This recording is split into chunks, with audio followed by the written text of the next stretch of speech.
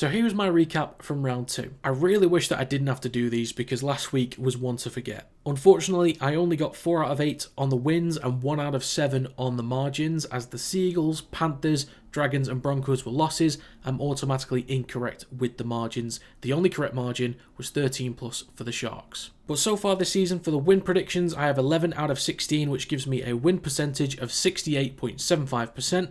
And as always, please let me know your predictions in the comments down below, and make sure you answer the Rugby League fan question that I've pinned in the comments below as well. But let's get on with the first game of this week. Kicking things off, we have the Storm taking on the Panthers, starting with the Storm report. Their round 1 performance versus the Eels was dominant from the very start. They took their foot off the gas for most of the second half, but there was nothing to worry about at that point.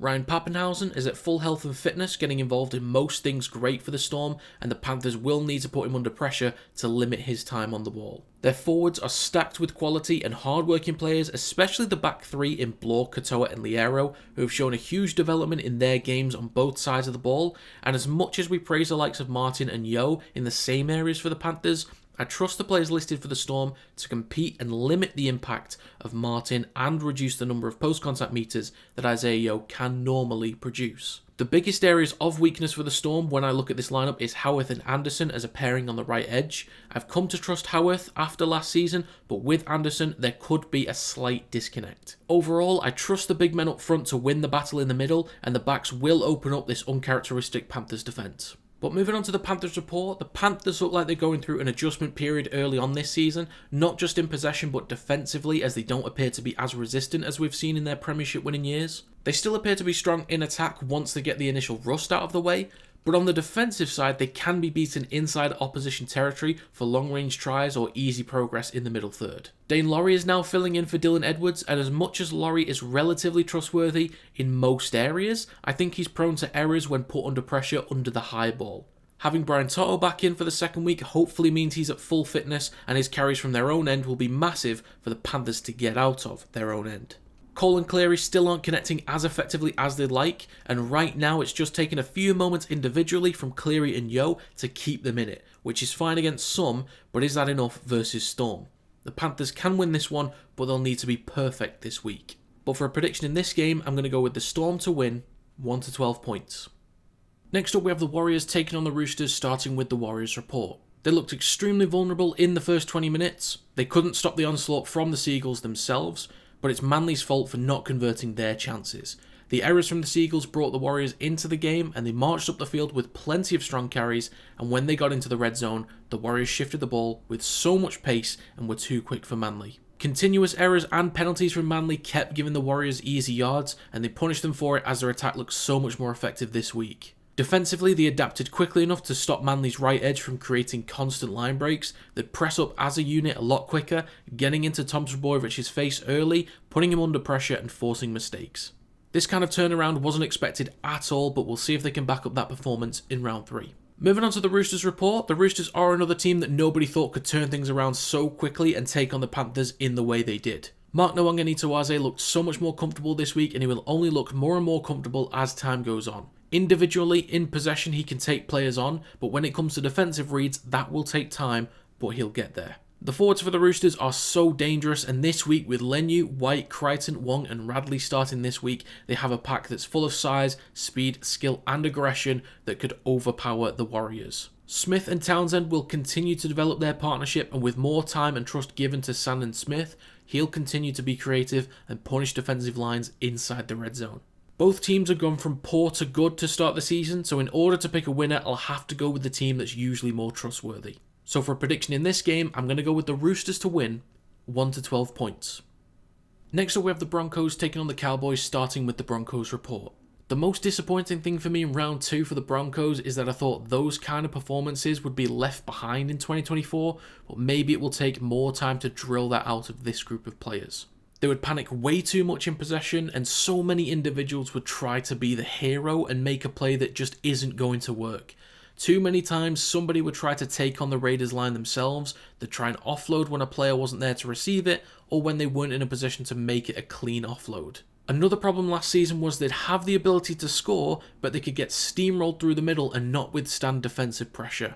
I do think the performance against the Raiders will be a good reminder for them to hopefully get back to their round 1 performance, and versus this Cowboys team that has been poor defensively, I think we could see the Broncos correct last week's mistakes. But moving on to the Cowboys report, unfortunately for the Cowboys, they just don't have the firepower to compete with the best teams right now.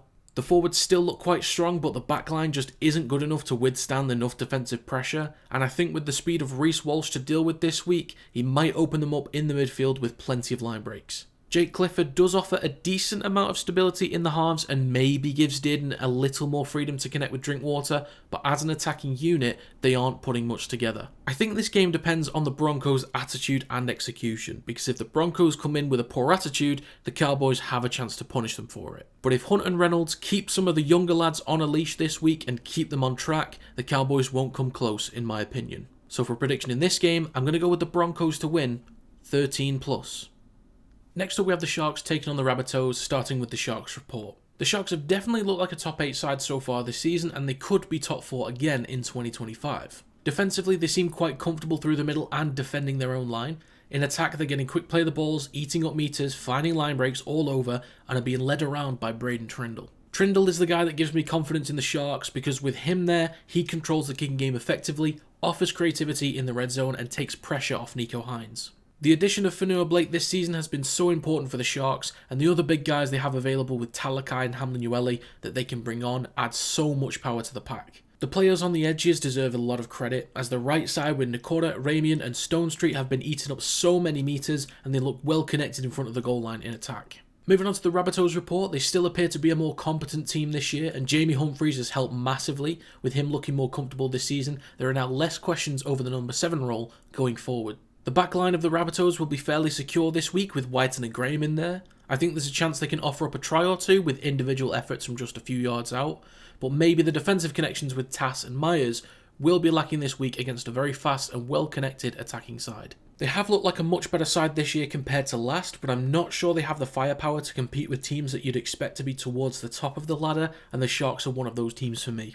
Although they managed to beat the Dragons in round 2, that was a game that the Dragons could and should have easily put to bed with a drop goal when they had a 12-point lead, or at any time before the Bunnies took the lead themselves. As much as they've looked better from 2024 to 2025, to me, they haven't looked good enough for this Sharks team. So for a prediction in this game, I'm going to go with the Sharks to win 13+.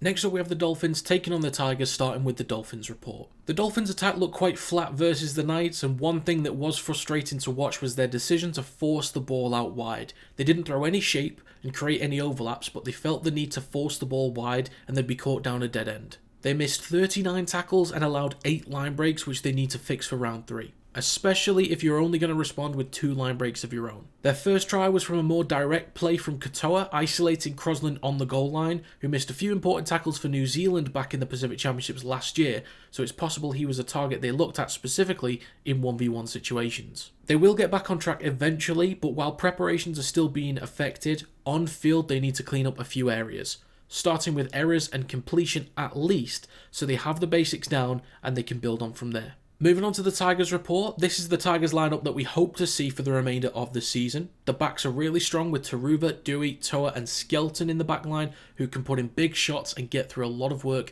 carrying the ball from their own end. Galvin, Luai and Bula get another week together to build their connections, and we saw against the Eels that they can punish weak teams. Many people expected the Tigers to win, but it's important not to play down their win just because it was the Eels. They won as expected, but dominated in a way that was maybe unexpected, so credit needs to be given for it. The forward pack is full of energy and power, which I think will overpower the Dolphins this week, and with the Dolphins being unable to find much success towards the edges, they might take a more direct approach this week, but I don't think they'll have much luck there. I'm still expecting the Dolphins to show glimpses of quality, but I'm also expecting the West Tigers to keep building week on week and not just look energised to start games, but maintain control to look like a professional outfit throughout. So for a prediction in this game, I'm going to go with the Tigers to win 1 to 12 points. Next up we have the Titans taking on the Knights, starting with the Titans report. They were beaten quite easily against the Bulldogs very early on. I was expecting their forwards to be able to compete at a decent level, but a lot of Bulldogs players found it very easy to drag multiple Titans players. As the game went on, more players started to tire out, and I think that's when the young, energetic players for the Titans, such as Kinney, Fafita and Sammy, started to find more success in the midfield, gaining more meters, making the big men for the Bulldogs do more work. They're now coming up against a Knights team that has been very solid defensively, especially early on. So if the Titans can't put up early points, they need to make sure they fix what happened against the Bulldogs and slow down the Knights' progress. Close the gaps defensively on the edges, limit the time that Ponga has on the ball, and later on in the game they can start to use the pacey backs to exploit tired defenders through the middle.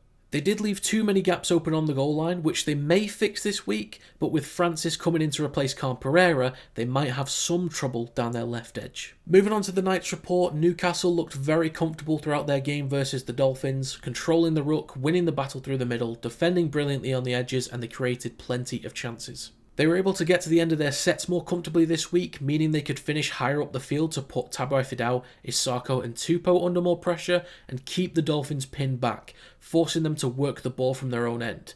And they appeared to be better disciplined defensively when it counted. They've also been using Kalen Ponga as a first receiver, almost like he's a false 7, which is maybe an indication of how they might try to fit Dylan Brown into the lineup for next year alongside Sharp in the halves. They maybe took their foot off the gas in the final quarter, but even when they went a man down, the scramble defence at the end was very impressive and a prime example of their attitude as a team to start this season. So for a prediction in this game, I'm going to go with the Knights to win 13+.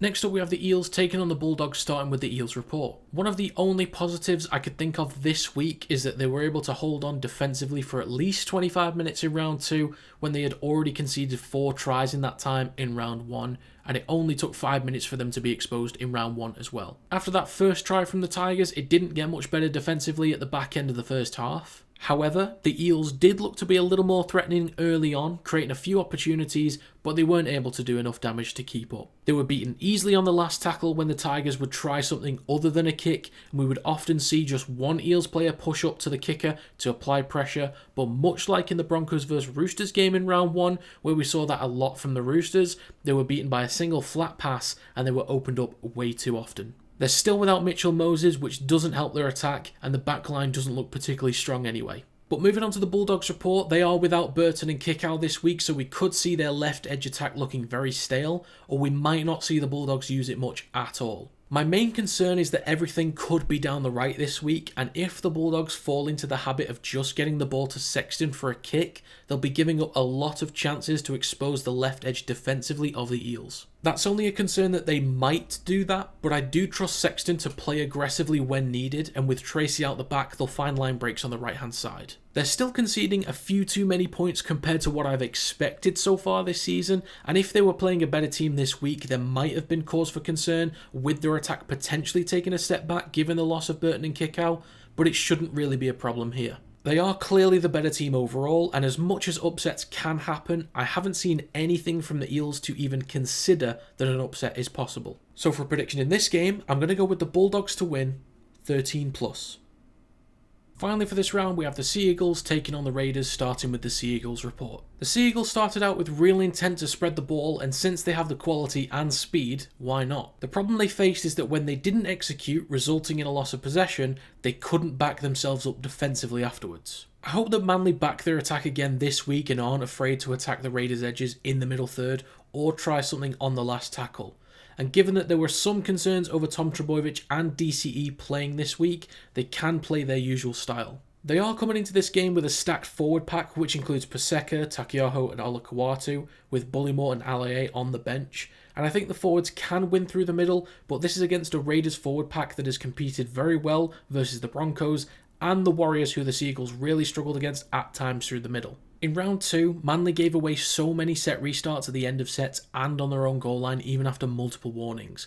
People complained about the disparity in penalties compared to the Warriors, but it's not the referee's job to force an even penalty count. But moving on to the Raiders report, the Raiders have started their 2025 season the same way as 2024, looking really comfortable on both sides of the ball. They look really powerful through the middle and are getting quick play the balls for Tom Starling to punish defensive lines that aren't set. Strange and Fogarty look in complete control in the halves, and both edges are connecting really well so far.